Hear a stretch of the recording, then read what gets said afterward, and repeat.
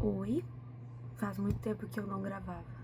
Pra cá eu ainda cheguei, além dos 2 vídeos postados, a gravar outras 3 vezes, mas uma das vezes, que foi a primeira vez que eu gravei, depois desses que eu já postei, o vídeo não postou por algum motivo, e nas outras vezes, não foram vídeos assim exatamente elaborados, com conteúdo específico, então eu não postei.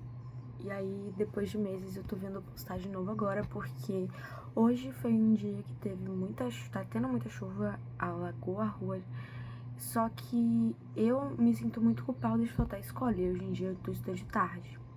E eu já faltei ontem, não faltei ontem, ontem não teve aula. E eu me sinto muito culpada porque eu queria viver minha vida sendo uma poeta preguiçosa, que não faz nada, a não ser ler muitos livros e escrever muitos livros, mas eu não posso. E eu preciso acompanhar a matéria da escola. Então, enquanto eu vivo me martirizando por perguntas e por pressões que eu coloco em mim mesma sobre outros assuntos, e enquanto eu também vivo nesse dilema de que eu preciso repor o estudo de hoje que eu faltei, que eu tô faltando, né, que vai começar a aula já, e do que eu não estudei em outros dias, que eu fiquei fazendo outra coisa no estudar, eu tô aqui gravando vídeo porque eu acabei de almoçar, eu não vou estudar agora. E eu vou falar sobre um livro que eu li recentemente. Não comecei esse vídeo de um jeito assim, vou falar sobre isso e tal. Vai ser muito espontâneo, como sempre, tá? E eu vou falar nada mais nada menos do que sobre A Hora da Estrela, de Clarice Lispector, que eu terminei de ler ontem. E foi uma leitura que eu comecei porque a minha professora de português passou na escola. Eu tenho que devolver esse livro aqui, tá? E eu acho ele bonitinho, mas eu quero comprar aquela edição famosa que todo mundo tem pra ter aqui em casa, e eu pretendo reler esse livro, tá? E aí eu vou falar da experiência que eu tive. Vamos lá. Eu não... Eu fui incentivada à leitura. E os pais incentivam, eles nunca negaram comprar livro, e eles me escutam falar sobre os livros que eu gosto. Mas eu não fui incentivada no sentido de que existe um ritual específico pra você fazer a criança gostar de ler, e eu não tive, porque às vezes os pais não sabem, então não tem tempo, então isso acontece. E eu tive que me tornar leitora por mim mesma. Eu comecei a escrever, comecei a ler, porque eu antes já tinha o Wattpad, que é o aplicativo de leitura e criação de histórias, bem formal assim, e eu lia muito, e eu comecei a me interessar por escrever, sabe? Isso eu tinha o quê? Uns 12 anos. Eu sempre quis escrever histórias, mas eu nunca tinha coragem, porque eu não tinha conhecimento. Até quando eu comecei aos 12 anos, eu não assim, foi algo bem difícil. E aí acabou que eu tenho essa história ainda nos rascunhos do meu celular, eu tirei de publicação, claro que eu odeio essa história, nunca vou ler na minha vida de novo. E aí ela tá lá. Só que mais tarde, ao final dos meus 13 anos pro começo dos meus 14, eu voltei a escrever. E aí eu voltei com uma paixão assim, que não cabe em papel, sabe? Voltei assim a escrever, e é bem estranho como eu me interessei a ler porque eu comecei a escrever. E quando eu comecei a escrever, depois de uns meses eu caí no bloqueio criativo, e eu já ficava muito nessa do bloqueio criativo enquanto eu escrevia, porque era uma coisa muito inconsistente. E eu falei, não, eu preciso estudar a técnica narrativa, e antes de tudo, se eu quero começar a escrever, eu preciso ler. E aí, pra mim, foi a primeira solução, e eu comecei a ler. E aí eu comecei a ler muito no celular, tipo, as fanfics mesmo, porque eu tinha parado de ler até isso, e aí eu comecei a ler muito. E, querendo ou não, meu critério sobre a minha leitura do momento começou a evoluir. Nessa época ainda tava morna assim, mas tava esquentando. E aí foi quando na escola, com um trabalho científico que eu precisei fazer, de conclusão do ensino fundamental, eu tive muito contato com a biblioteca. E aí eu encontrei um livro de vampiro que é assim, Meu Sangue é Prova. E você imagina, porque eu nunca me interessei pela biblioteca da escola, e eu tava vendo o que? Livro da evolução da psicologia infantil, essas coisas chatas, e daí eu zanzando por lá, eu de repente vejo uma capa bem adolescente, assim, uma mistura de azul com roxo e uma foto bem Pinterest, sabe? O título Meu Sangue é Prova. E eu não lembro exatamente o que tinha, mas era uma frase que tava assim na capa, que ela tinha que decidir entre os dois. Vampiros. E aí, o quê? Um romance de vampiro? Um triângulo amoroso? Eu preciso ler. Voltando, porque minha mãe me chamou. Onde eu tava, gente? Sim, e aí eu li esse livro. Eu, tipo assim, antes dele, eu tinha lido O Boi da Via Láctea, que é um livro brasileiro, que ele é, tipo assim, finíssimo, de infanto juvenil, que eu achei e eu li em um dia. E aí eu li Meu Sangue à Prova, que tinha cerca de, tipo assim, uns 300 palavras, 300 páginas. Um livro normal, eu li em 2 dias, ou foram 3 dias. E aí eu comecei a ler muito, só que eu tive que interromper a minha leitura porque começou o meu trabalho científico a ficar mais sério e eu não tava tendo tempo de ler. E foi justamente por isso que eu parei de ler livros nessa época. Mas eu comecei a comprar, eu comecei a me interessar muito. Comprar livro online não, comprar livro presencialmente. E aí eu comprei, por exemplo, Drácula, comprei Os Miseráveis, comprei Metamorfose, comprei A Senhora das Velas, comprei A Queda de Usher, comprei vários livros, assim, comprei Um de Nós é o Próximo, que é o segundo livro de Um de Nós é o Culpado, eu acho que é assim, só que eu não sabia que era o segundo, eu comprei o segundo. E eu já tinha mangás também, eu comecei a comprar mangá ano passado, em janeiro, que eu comprei Hunter x Hunter, depois Yu Hakusho, e nessa época do ano passado eu ainda não tinha comprado mais do que isso. Eu acho que eu tinha começado a comprar Death Note, ou comprei meses depois, no final do ano passado, mas foi algo assim. Então, eu já tinha lido Hunter x Hunter, mas eu acho que eu não tinha começado Yu Hakusho, ou tinha começado, mas a minha leitura de Yu Hakusho foi bem arrastada, então, enfim. Resumindo, eu lia mangás. Eu tava, tipo assim, num limbo entre a vida de leitura e a vida de não leitura. Querendo ou não, eu lia, mas não é o suficiente, assim, pra eu dizer que eu sou a leitora. Como hoje em dia eu estou me identificando mais. E aí eu também, online, comecei a ver que muitas pessoas, eu não lembro como que eu entrei em contato com isso, mas assim, que eu vi que algumas pessoas escreviam monólogos e poesias. E aí, justamente na minha segunda apresentação do trabalho científico, porque teve a pré-apresentação, teve a apresentação principal e teve outras apresentações, enfim, de outras premiações. E aí na segunda, que foi tipo assim, a principal, eu cheguei em casa devastada porque foi um dia horrível. Esse trabalho foi horrível, não o meu trabalho em si, mas enfim, o grupo, sabe? Foi, assim, uma história enorme, não vou me adentrar, mas eu cheguei em casa muito triste, um dos piores dias, assim, do ano. E tinha uma poesia que se chamava Luxúria Azul, que é informal, tipo assim, ela foi postada no Wattpad por um autor chamado Azul Colorido, que não tem livro, tipo, foi uma pessoa ali que escreveu, uma pessoa comum como a gente. E eu sempre, ela é bem curtinha, eu tentava ler, só que eram palavras muito complexas e eu não tava pegando. E aí teve um dia, esse dia de repente eu cheguei em casa, eu deitei na cama assim, querendo falar com ninguém. E eu abri essa história e de repente ela fez sentido. Porque eu tava vendo exatamente o conflito que contava aquela poesia, que era, tipo assim, muito curta, muito curta, muito curta. E ela é uma das minhas poesias favoritas, assim, hoje em dia nem tanto, mas foi minha poesia favorita, eu reli várias vezes. Olha, gente, que guerrina. E foi isso. E aí eu sei que era pra eu falar sobre Clarice Lispector e eu tô falando como que eu entrei no mundo da leitura, mas eu disse que esse vídeo ia ser muito espontâneo. Outra coisa que tá me decepcionando muito também é porque eu arrumei meu cabelo pra sair com ele na segunda-feira, que eu saí com o cabelo molhado, gente. E aí ficou aquela coisa murcha. E aí, ontem era pra eu ter ido pra escola com ele porque ele ia ficar muito bonito, só que não teve aula. E eu fiquei com ele assim pra não mexer. E aí, hoje é a mesma coisa. E aí, espero que amanhã eu vá pra escola, né? Mas enfim.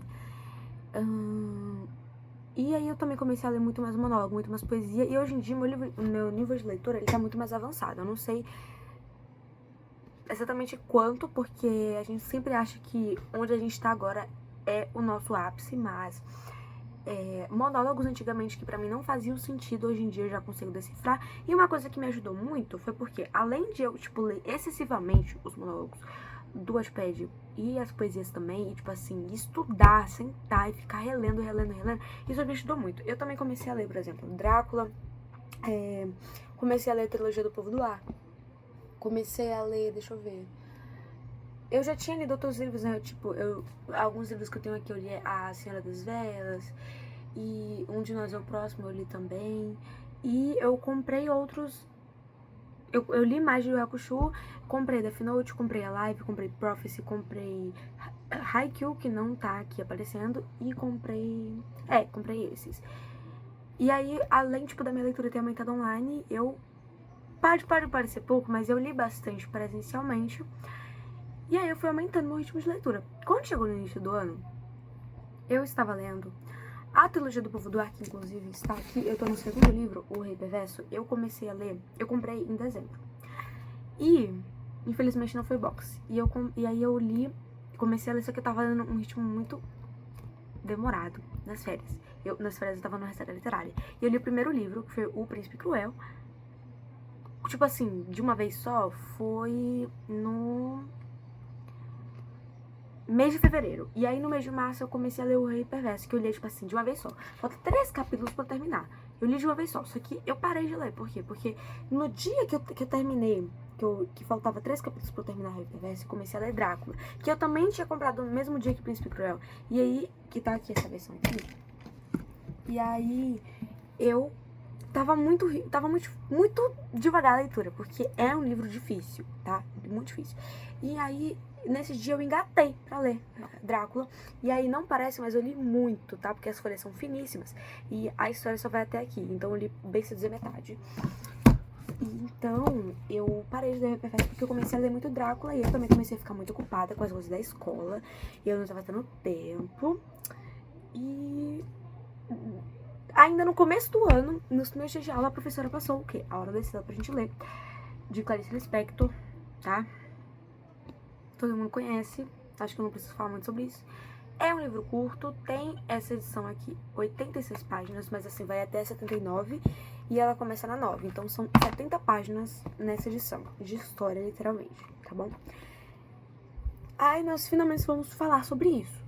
Então, assim, você já entende qual é o meu livro de leitura. Eu sou acostumada a ler coisas complexas e a repetir muito sobre um mesmo livro, uma mesma história, tipo, insistir pra entender completamente o que aquilo ali tá dizendo. Querendo ou não, por eu ter acesso a leituras assim que não tem um contexto específico, é só tipo uma pessoa jogou lá, por exemplo, Clarice Lispector tem um contexto histórico, a gente conhece sobre a autora, se a gente pesquisar termos que ela usou nesse livro aqui, conceitos, a gente vai achar o que ela tá querendo dizer, só que se eu leio algo de alguém desconhecido, que postou assim formalmente, eu não tenho acesso à vida dessa pessoa, a quem ela foi, a quem ela é, eu não tenho acesso a, tipo, há uma tradução do que ela diz. A minha única saída é reler até que eu possa entender.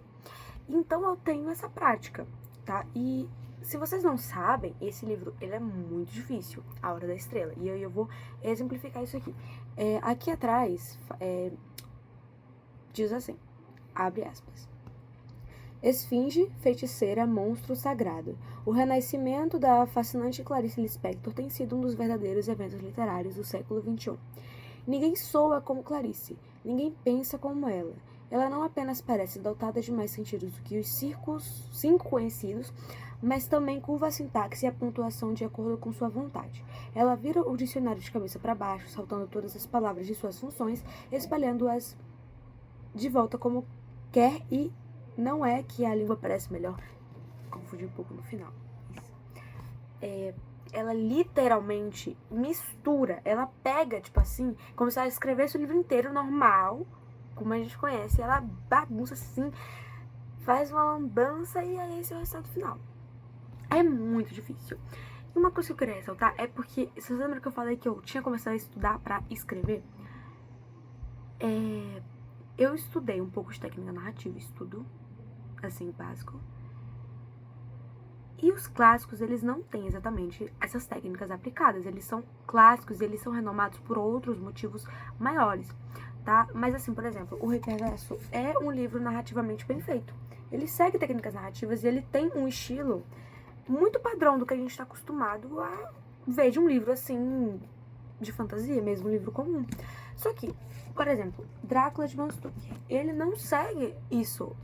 É como se... Eu não falo isso assim com um tom técnico, mas é como se os autores de clássicos, eles escrevessem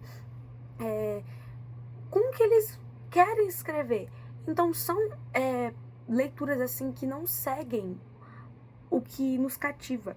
Por exemplo, na técnica narrativa, assim, tipo, das regras mesmo, diz que é legal que você soe mais natural na sua leitura, na sua escrita, porque enquanto o personagem narrador, por exemplo, em primeira pessoa, tá confessando o que tá acontecendo, os sentimentos dele, se você traz um tom natural, um tom cotidiano, isso vai adentrar muito mais na gente, isso vai nos cativar, e as emoções vão parecer mais realistas. Isso é uma técnica, e tantas outras também existem. Só que os clássicos não necessariamente aplicam isso, sabe? Por exemplo, Drácula é muito... Gente, eu não consigo nem descrever. Eu consigo identificar qual é a diferença entre Príncipe Cruel, Drácula e A Hora da Estrela, que eu acho que é um clássico, né? Clássicos. Mas eu não consigo descrever. É só que clássicos, eles têm uma leitura muito única, entende? Pequeno Príncipe é como se o autor tivesse tido ideias, ele só escreveu no papel e ele não se atentou, tipo assim, eu preciso fazer assim para que funcione para os leitores. Não. E é uma obra atemporal. É, se eu não me engano, o livro mais lido e com mais traduções ao redor do mundo, por outros motivos, sabe? Então, A Hora da Estrela, ele desconcerta muito o conceito que a gente tem de narrativa. Desconcerta muito. Vamos lá. Essa história, ela tem 7 personagens, pelo que eu me lembro, pelo que o próprio autor conta, porque eu reli tantas vezes os mesmos parágrafos que eu decorei algumas informações, decorei algumas frases, decorei alguns conceitos, decorei onde eles ficam aqui no livro, principalmente os do começo, que o começo é a pior parte de entender, mas tá bom. E aí, gente, são 7 personagens, um deles é o narrador, que é o Rodrigo SM. Esse Rodrigo, e você me desculpe se eu começar a falar errado aqui, porque entendeu? Esse Rodrigo SM, ele conta a história, mas ele interrompe a história. E ele é um dos personagens, ele não é só narrador. Você vê se há necessidade de ele dizer eu sou Rodrigo SM, é porque o nome dele é de alguma forma importante. Poderia ser só um narrador em terceira pessoa, que de nada traz relevância para a história, senão contá-la. Mas com o Rodrigo é diferente, e eu não consigo nem explicar a dinâmica desse Rodrigo SM, da personagem principal, dos personagens secundários, porque é muito instável, digamos assim. E não de um jeito negativo, é de um jeito único desse livro, entende? É o livro mais famoso de Clarice. A Hora da Estrela. Quando você abre, primeiramente, o livro, ele tem... marca-páginas que eu tava usando. Ele tem mais de um título, ok? Que é A Hora da Estrela, ou A Culpa é Minha, ou Ela que se arranje, ou Direito ao Grito, ou Ponto Final quanto ao futuro, ponto final, ou Lamento de um Blues, ou Ela não sabe gritar, ou Uma sensação de perda, ou Assovio no vento escuro, ou Eu não posso fazer nada, ou Registro dos fatos antecedentes, ou História lacrimogênica de cordel, ou Saída pela porta dos fundos. Por que ele tem diferentes títulos? Não há uma explicação, assim, linear, mas eu sei que esses títulos fazem sentido. Alguns eu não consigo explicar exatamente, outros eu posso explicar claramente, outros eu lembro das citações que houveram aqui nos livros. Inclusive o próprio nome, A Hora da Estrela, eu entendi porque este livro, ele é contado por Rodrigo SM. Ele começa... Sabe aquela leitura que, tipo assim, você lê e não faz sentido, não tem coerência? E aí você tem que reler metodicamente pra extrair alguma coisa dali? Exatamente, esse livro é assim. E o narrador, ele começa, tipo, acontece história. Ele, na verdade, começa a falar muita abobrinha, gente. Ele começa a falar sobre fatos, sobre atos, sobre tempo, sobre registro dos fatos antecedentes, sobre como o universo começou, sobre como ele vai escrever a história, sobre como a história é triste. E isso só parece ter alguma correlação porque eu transcrevo o que eu entendi aqui, a tradução tipo, do que isso significa, da correlação desses fatos. Mas enquanto você lê, um parágrafo parece não ter nada a ver com o outro no começo. Então é bem confuso e eu não sei como explicar isso exatamente, mas é como... Isso eu faço muito, eu me identifiquei muito com a escrita da Clarice, porque ela trabalha conceitos iniciais e ao longo do livro ela cita essas palavrinhas esperando que você entenda a referência que ela tá fazendo a um conceito que ela já explicou anteriormente. E no final ela traz uma resolução para esses conceitos. Eu esperava muito desse livro, o final, porque minha amiga, ela contou que ela soluçou de chorar com esse livro, mas eu não senti a mínima vontade, eu não lacrimejei, sequer lacrimejei. E por que isso aconteceu? Talvez ela tenha chorado porque este livro, ele fala muito sobre miséria, sobre uma vida miserável, uma vida descrescente. Então, ela talvez tenha se identificado com algo da personagem principal, que não exatamente a gente se identifica de um jeito muito literal, porque é muito absurdo, mas a gente se vê nela de alguma forma. Inclusive, o narrador, ele conta que ele quer que a gente se vê nela de alguma forma, tá? Ele conta. Esse livro, ele me lembra muito um autor que eu conheço aos pés, que é Dan Poit, que ele escreve monólogos, e os monólogos dele são muito malucos. Tipo assim, muito malucos. Você tem que entrar na mente dele e adivinhar o que ele tá falando. E eu não sei como eu posso transcrever isso pra vocês que não têm costume de ler. E sequer pra quem tem costume de ler. Eu não sei como escrever o quão complexo são essas histórias que eu tô citando. E eu vou começar, tipo, contando como que é a narração da primeira página pra vocês terem uma noção do quão doido é isso. E talvez faça sentido pra você que seja um leitor super... Ou você que já leu o livro, conhece a Clarice, mas... enfim. Tudo no mundo começou com um sim. Uma molécula disse sim a outra molécula e nasceu a vida. Mas antes da pré-história havia a pré-história da pré-história e havia o nunca e havia o sim. Sempre houve, não sei o que, mas sei que o universo jamais começou. Que ninguém se engane, só consigo a simplicidade através de muito trabalho. Enquanto eu tiver perguntas e não houver resposta, continuarei a escrever. Como começar pelo início se as coisas acontecem antes de acontecer? Se antes da pré-pré-história já havia os monstros apocalípticos? Se esta história não existe, passará a existir. Pensar é um ato, sentir é um fato. Os dois juntos, sou eu que escrevo o que estou escrevendo? Deus é o mundo. A verdade é sempre o contato interior inexplicável. A minha vida, a mais verdadeira, é irreconhecível, extremamente interior, e não tem uma palavra só que a signifique. Meu coração se esvaziou de todo desejo e reduz-se ao próprio último ou primeiro pulsar. A dor de dentes que perpassa essa história deu uma fisgada funda em plena boca nossa. Então eu canto alto agudo uma melodia sincopata e estridente. É a minha própria dor. Eu que carrego o mundo e a falta de felicidade. Felicidade? Nunca vi palavra mais doida. Imitada pelas nordestinas se anda por aí aos montes. Você me conta. Tudo bem que foi uma leitura bem rápida, bem porca, mas... você entende o que eu quero dizer? É difícil. É difícil, porque até a pontuação que ela usa, a ordem, isso tem um nomezinho, né? A ordem das palavras, ela tipo, embaralha a sintaxe. É muito maluco de entender, muito maluco.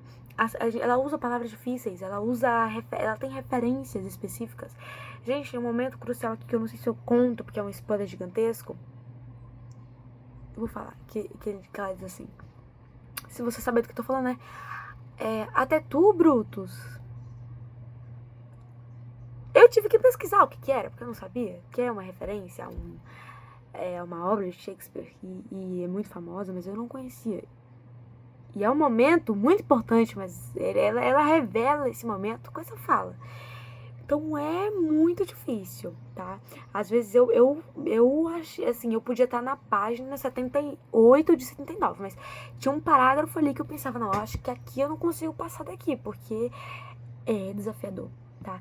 E isso que eu falo, que eu falei aqui nos primeiros parágrafos sobre pensar é um ato, sentir é um fato, felicidade, contato interior inexplicável da verdade, tudo isso e muito mais são conceitos que foram elaborados no começo como um questionamento, foram desenvolvidos ao longo da história e trouxeram uma espécie de resposta nos últimos momentos, tá? Como eu disse, essa história ela não é saciável no sentido assim de narração. Ela é saciável no sentido de do que é interno, do que é subjetivo. Se você entra na mente da autora, se você entra na mente do personagem, se você entra na mente da história, se você entra na mente dos conceitos, da pergunta e do silêncio desse livro, quem leu vai me entender, você consegue se saciar. Talvez numa segunda leitura, porque eu não me sinto totalmente saciada agora na primeira, mas quanto à história em si, se você fosse, eu quero ler quanto ao excepcional da técnica narrativa, da técnica das histórias, você não vai ficar saciado, porque não é o que acontece. E eu não tô aqui pra julgar a Clarice, porque é um livro incrível, é um autor incrível, assim, não tem discussão. Eu só falo da minha impressão. E eu tive algumas observações que eu gostei muito. Se você não se importa, aqui você vai obter alguns spoilers. Vamos lá. Esse narrador, ele fala que ele nasceu no Recife, mas que ele mora no Rio de Janeiro. E ele vai contar essa história porque ele passou pelas ruas do Rio de Janeiro e ele olhou assim, ele encontrou um rostinho de uma nordestina, de pele amarela, muito peculiar. E ele, ao ter esse contato visual com a nordestina, soube, assim, ele adentrou, entendeu? Essa pessoa. E aí ele começa a contar a história dela. Só que ao mesmo tempo que ele conta, ele interrompe a história e ele demora até começar a contar essa história. E ao mesmo tempo ele tem um personagem, então é muito confuso. Mas é legal. E essa nordestina, assim, você pega... É uma história triste, mas é uma história triste, exageradamente triste. Uma vida miserável, de um jeito exagerado. Mas é um exagerado como se pra esconder, como se pra disfarçar pontos da nossa vida que todo mundo presencia e que vivem pela nossa cabeça, que é o tema de muitos questionamentos da madrugada, por exemplo, que a gente fica assim pensando, de muitos questionamentos depreciativos muitas vezes. E esse livro traz isso através de uma experiência muito absurda, tópicos a se identificar, tá? Essa é uma das leituras que eu tenho. E aí essa moça nordestina, ela foi pro Rio de Janeiro, os pais delas morreram quando ela tinha 2 anos de idade. Ela vivia com a tia, que não cuidava muito bem dela, e a tia dela morreu logo depois. Então ela foi pro Rio de Janeiro, não lembro como exatamente. A tia dela arranjou um emprego pra ela, enfim. E ela trabalha como datilógrafa, só que ela é demitida nos primeiros momentos do livro. Isso não é exatamente um spoiler, mas enfim. E ela continua trabalhando, não lembro exatamente por quê, porque eu, se eu não me engano, o chefe dela disse que ela pode continuar até certo ponto. Enfim, eu não lembro, não entendi. Tá, mas... Parece que eu não entendi, mas eu entendi, tá? O livro... Preciso reler mais uma vez, uma terceira vez talvez, mas eu entendi muita coisa. E uma coisa que eu gosto muito de fazer nas minhas próprias poesias é, tipo assim... 6 meses atrás eu escrevi uma poesia sobre excentricidade. E sobre a relação entre excentricidade e essencial. E eu, em quase todas as minhas poesias e histórias comuns, eu trago esse termo excêntrico versus essencial, esperando que você me entenda, porque eu já trabalhei isso na minha primeira poesia, que eu citei esses conceitos. E eu faço muito isso. E eu não acho que alguma pessoa já tenha entendido que eu faço isso. Alguma pessoa já tenha decifrado que esse é o meu jogo, pra entender tudo que eu escrevo, ou quase tudo. E a Clarice faz muito isso. Eu vi que ela bota termos no começo, que se você ler de uma vez só, você não vai pegar. Só que aí, se você presta atenção, aí você chega no final, você... eu lembro, eu tô entendendo o que você tá dizendo aqui. Se bem que eu reli as mesmas partes várias vezes, e às vezes eu fiquei em dúvida, que eu terminei com dúvida, mas tudo bem. E isso também acontece, tem uma hora que ela fala o sopro de luz, algo assim. É na última página, não abre uma última página, se você não tomar um spoiler. Qual é o peso da luz? O narrador diz. E eu pesquisei esse termo, esse conceito, pra ver se eu achava alguma coisa. E eu achei que tem uma poesia de outro livro dela, que ela fala sobre peso da luz. Então, pra mim, ela faz isso. E eu gostei muito disso. Eu gostei, é uma experiência, não é, tipo assim, um dos maiores livros da minha vida. Porque não satisfaz ao que eu vão entender como o melhor livro da minha vida. Isso não é exatamente uma crítica, é só algo que acontece, algo que eu entendo que é sobre mim, entendeu? Mas é um livro marcante, de certa forma. Foi uma experiência, foi difícil ler esse livro. Não é um livro que... é difícil fazer com Drácula, mas eu ainda consigo. Eu tá no meio da aula, e aí, tipo, eu já terminei de copiar, e aí eu começo a ler. Não dá pra fazer isso. Porque pra esse livro, eu ler isso aqui, vamos supor, tô na página 50. Aí eu vou reler 2 horas depois, tipo, da última vez que eu pausei. Se eu ler onde eu parei, aí eu vou ter que voltar, tipo, vamos supor, 2 páginas, uma página, e eu leio assim atentamente, e eu vou chegar no parágrafo que eu tava começando a ler, e eu vou reler ele 5 vezes até eu tomar o ritmo novamente, e aí eu ter alguma constância de leitura, mas assim, é difícil. Eu dormi muitas vezes enquanto eu lia, desisti de ler muitas vezes, precisei reler muitas vezes e pesquisar significado de palavras. Gente, foi difícil, foi difícil. Eu achei que eu não ia conseguir terminar ele em tão pouco tempo. Eu comecei a ler esse final de semana, acho que foi no domingo. Foi no domingo. Não, foi no sábado de noite, eu acredito. Foi no sábado de noite. E terminei ontem, tá? E aí eu fiquei com inveja que algumas amigas minhas terminaram um dia, mas tudo bem. Acho que faltou constância da minha parte. E eu também não consigo sair da página sem entender o que a página tá dizendo. E aí, acarretou nisso. Mas esse livro é um desafio. E aí eu não falei do spoiler, né, que eu ia dar. Gente, eu entendo porque o nome desse livro é A Hora da Estrela. Eu me senti uma gênia por entender isso. Vamos lá. A Hora da Estrela. Um dos conceitos aqui que a gente vê... Ó, já aperta na página, gente. Página 14. Voltando a mim, o que escreverei não pode ser absorvido por mentes que muito exijam e ávidas de requinte. Pois o que estarei dizendo será apenas nu, embora tenha como pano de fundo, e agora mesmo, a penumbra atormentada que sempre há nos meus sonhos quando de noite atormentado durmo, e não se espera então estrelas no que se segue. Nada cintilará. Trata-se de matéria opaca e, por sua própria natureza, desprezível por todos. É que a esta história falta melodia cantabile, o seu ritmo é às vezes descompassado e tem fatos. Apaixonei-me subitamente por fatos em literatura. Fatos são pedras duras e agir está me interessando mais do que pensar. De fatos não há como fugir. Ele diz que não se esperam então estrelas no que se segue. Nada cintilará. Trata-se de matéria opaca e, por sua própria natureza, desprezível por todos. O nome do livro é A Hora da Estrela. Ele diz pra gente não ter expectativa porque não há estrelas, nada cintilará neste livro. E ele fala muito que esse livro é uma matéria opaca. Ele começa falando sobre molécula, tudo no mundo, no universo começou com um sim. Uma molécula disse sim a outra molécula e começou a vida. Ele fala muito sobre isso, tipo de matéria instável, de matéria opaca, como...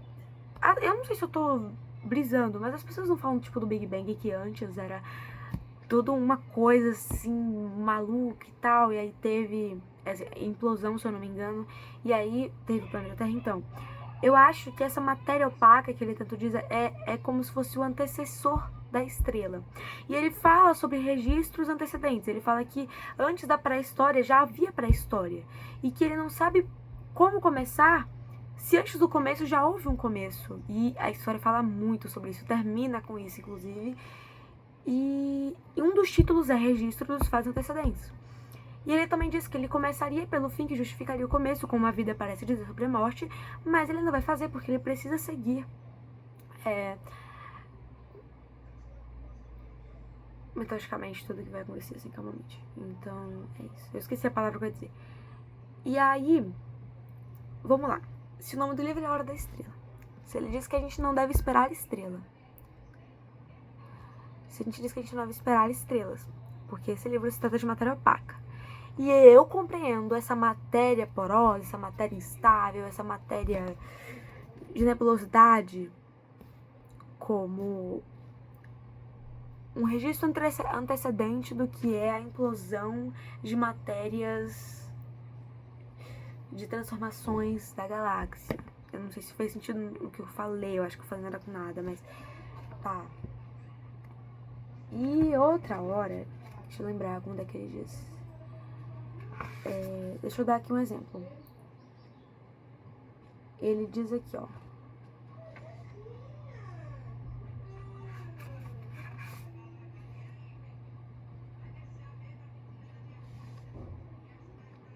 mostrar pra vocês.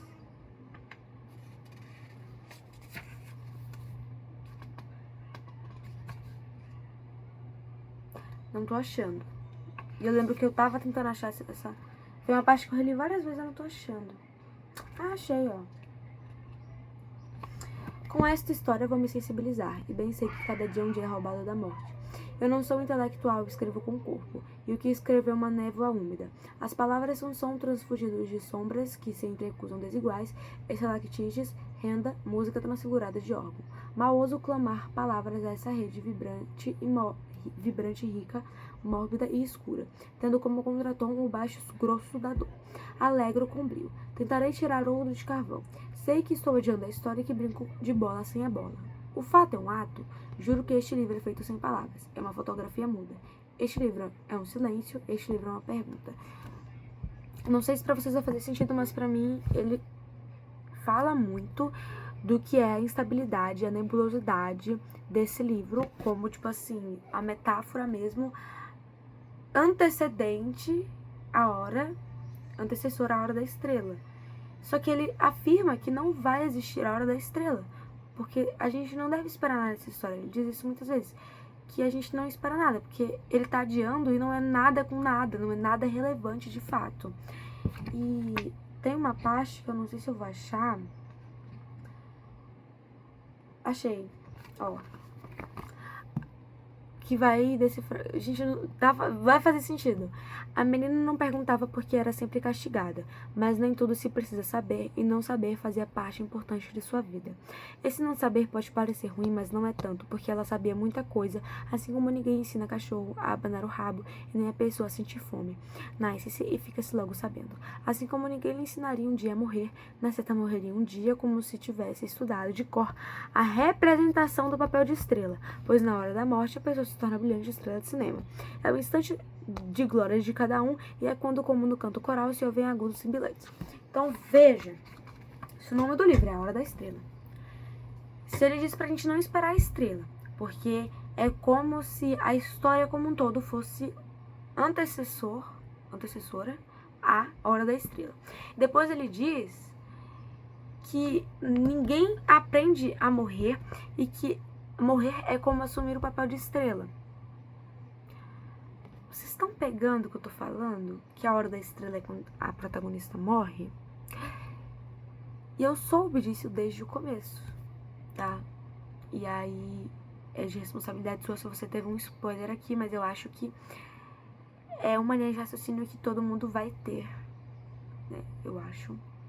Não tô conseguindo contar com clareza sobre esse livro, porque esse livro é muito complexo. Eu não sei como é que eu vou fazer um trabalho sobre esse livro, porque é bem difícil, mas é isso. E eu falei nada com nada, mas eu juro que é uma experiência e tanto.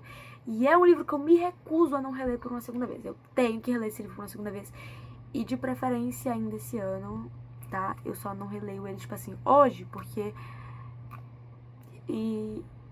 eu tenho prazos e eu tenho outras coisas pra fazer que eu fico adiando, e é bem tentador ler outros livros enquanto se ler um livro, quanto mais quando se termina um livro. Eu não quero mais reler este mesmo livro, eu quero ler outros livros, mas eu recomendo. Agora, se você não é um leitor, se você não tem costume, vai ser difícil, na minha opinião, a não ser que você leia assim, vou aceitar o que eu tô lendo aqui sem necessariamente consumir milimetricamente todas as palavras, porque é difícil,